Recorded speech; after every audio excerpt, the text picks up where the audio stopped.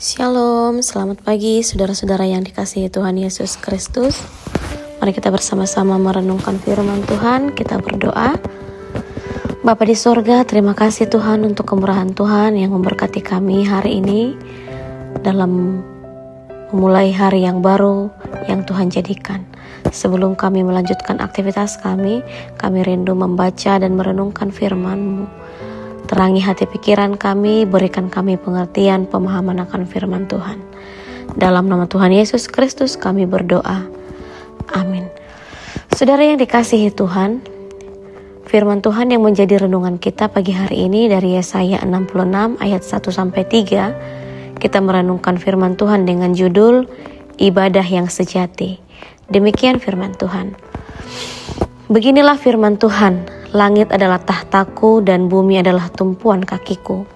Rumah apakah yang akan kamu dirikan bagiku? Dan tempat apakah yang akan menjadi perhentianku? Bukankah tanganku yang membuat semuanya ini, sehingga semuanya ini terjadi? Demikianlah firman Tuhan. Tetapi kepada orang inilah aku memandang, kepada orang yang tertindas, orang yang patah semangatnya dan yang gentar kepada firmanku. Orang yang menyembelih lembu jantan, namun membunuh manusia juga. Orang yang mengorbankan domba, namun mematahkan batang leher anjing. Orang mempersembahkan korban sajian, namun mempersembahkan darah babi. Orang mempersembahkan kemenyan, namun memuja berhala juga. Karena itu, sama seperti mereka lebih menyukai jalan mereka sendiri, dan jiwanya menghendaki dewa kejijikan mereka. Saudara yang dikasihi Tuhan, ibadah merupakan bagian penting dalam kehidupan orang percaya. Ibadah yang sejati merupakan ibadah yang berkenan kepada Tuhan.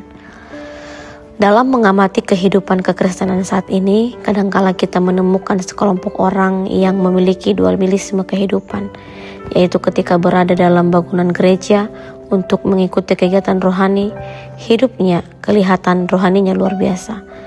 Namun, ketika ia berada di luar kegiatan-kegiatan kerohanian, hidupnya tidak berbeda dengan kehidupan orang yang tidak mengenal Allah. Yesaya mengkritik sikap dalam ibadah dan penyembahan dari bangsa Israel. Namun, mereka tetap bergelimang dalam dosa. Bagaimana mungkin kita dapat berharap berjumpa dengan Tuhan yang kudus melalui doa, pujian, penyembahan, sementara hidup kita bergelimang dengan dosa? Yesaya mengingatkan umat Tuhan saat ini dan juga kita di masa kini bahwa tidak adanya gunanya menyogok Tuhan dengan kebaikan-kebaikan dan ritual keagamaan kalau hati kita tidak setia kepada Tuhan. Tuhan dapat melihat semua tindakan kita langsung hingga lubuk hati kita yang terdalam.